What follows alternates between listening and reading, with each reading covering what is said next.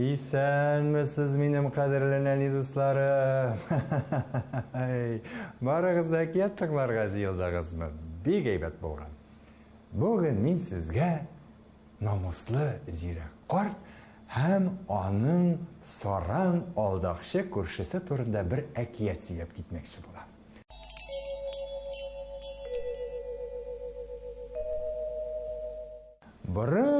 Борын заманда яшәгән ди булган ди бер карт. Ул бик тә ярлы булган ди. Аның тимер балтасыннан башка хуҗалыкта бер әйбере дә булмаган.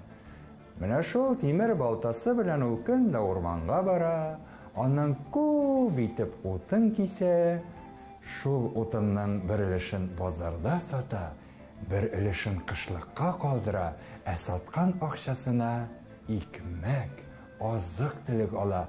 Һәм әле дә ярый шушы тимер балтам бар. Әгәр дә бу балтам булмаса, ничек көн күрер идем дип үз-үзенә әйтә икән. Менә көннәрдән бер көнне урманда күп итеп агач кискән һәм аны җилкәсенә салып кайтырга чыккан. Кайтканда елга аша салынган басмадан үтә икән.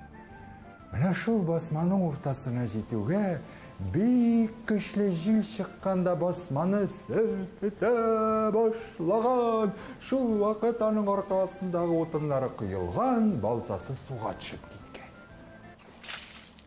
Харап булдым, инде хәзер нишләрмен, ничек көн күрермен, балтамнан колак кактым бит, ай, дип елап утырганда, менә бер балык ишеткән. Ул балык гади булмаган, алтын балык булган. Һәм бабайның елавын ишетеп, аңа су төбеннән алтын балта чыгарган.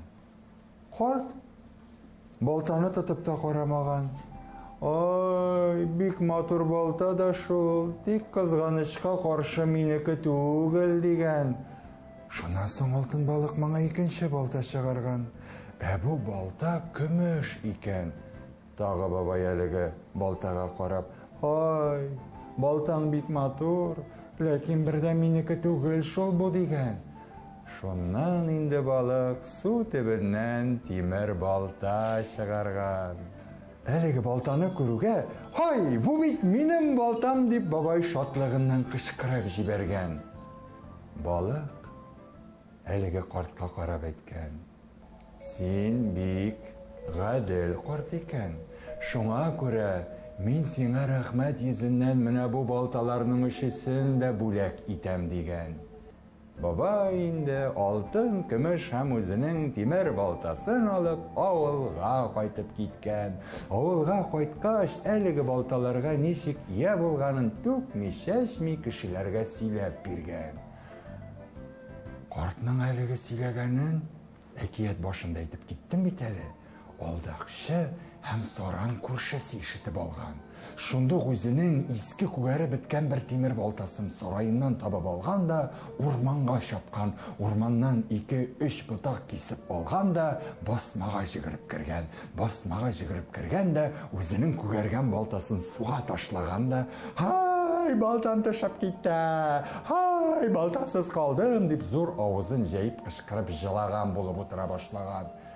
Балык әлеге күршенең елаганын ишетүгә, әлбәттә инде судан нинди балта чыгарган дип уйлыйсыз?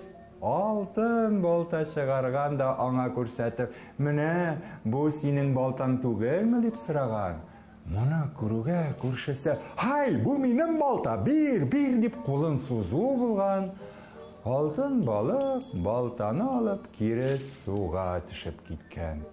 Яр буенда бигзә кычкырып та, елап та, аякларын тибә-тибә үкереп ятса да, алдакчының зарын ишетүче булмаган.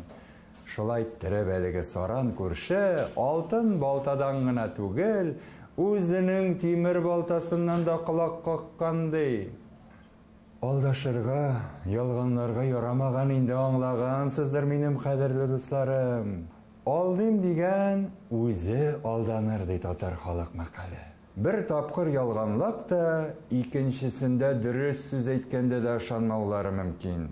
Шуңа күрә, дусларым, гадел булыгыз, дөресен сөйләгез, һәм әлбәттә инде сау булыгыз.